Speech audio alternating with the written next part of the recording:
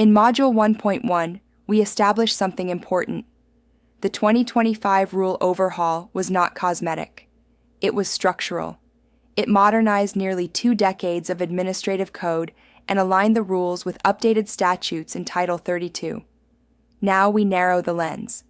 If Module 1.1 answered the question, "What just happened?" Module 1.2 answers the question, "Where does this hit me as an agent?" Because not every article in the administrative code affects your daily listing appointment, your Instagram reel, or your buyer negotiation. But several absolutely do. The 2025 overhaul touched multiple articles in Title 4, Chapter 28. However, 5 of them directly shape your license, your marketing, your compensation, your contracts, and your conduct. Let's walk through them as a story, the story of a typical transaction, and see where each article quietly governs your behavior. Article 3. Licensure. Before you ever take a listing or show a property, you must exist legally as a licensee. That sounds obvious.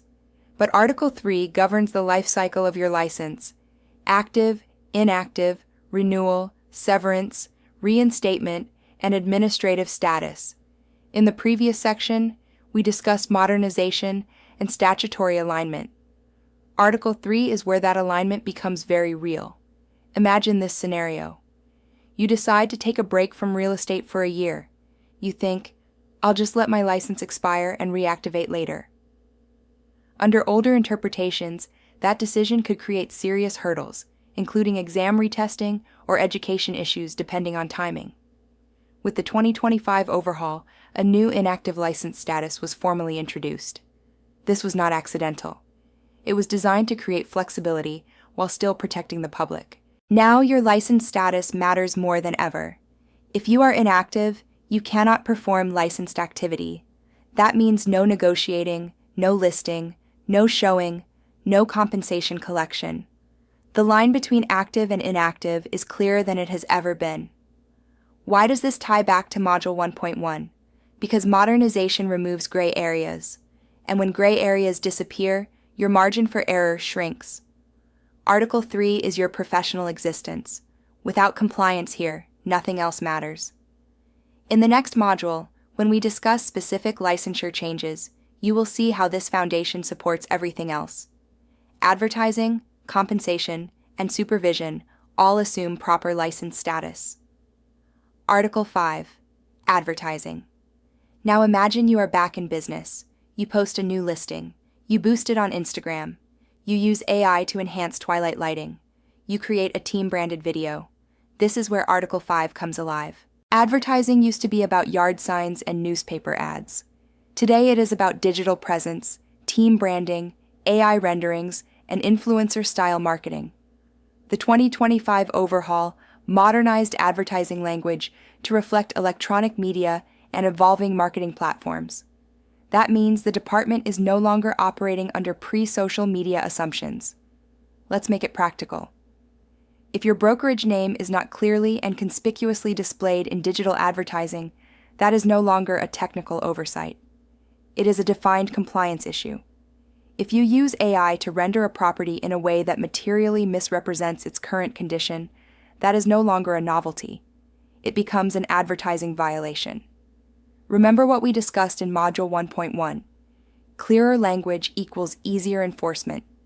Advertising is one of the top sources of complaints in Arizona. Why? Because it is public.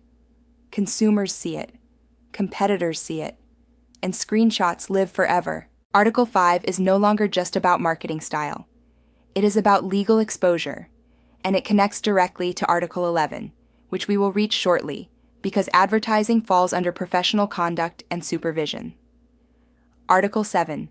Compensation. Now imagine your listing goes under contract. The buyer's broker is involved. Referral fees are present. Maybe there's a team split. Article 7 governs compensation disclosure. Why was this article part of the overhaul? Transparency. In a post-NAR settlement environment, compensation clarity is not just a best practice, it is an expectation. Article 7 now emphasizes disclosure of who is receiving compensation and from what source. That means the chain of money matters. Picture this. A buyer files a complaint stating they did not understand how their agent was being paid. The department will look at disclosure timing and clarity. If compensation arrangements are hidden, vague, or inconsistently disclosed, the risk shifts to the licensee and broker. And here's where it overlaps with Article 3 and Article 11. You cannot receive compensation without proper licensure status. You cannot receive compensation outside the broker. You cannot structure compensation in a way that violates professional conduct. Everything connects. Article 8. Documents. Next comes the contract. You draft the residential resale real estate purchase contract. You use electronic signatures. You provide disclosures. You deliver public report acknowledgments when applicable. Article 8 governs document handling, conveyance documents, and required disclosures. The 2025 modernization continued expanding recognition of electronic and web-based records. That sounds convenient, and it is, but it also increases traceability.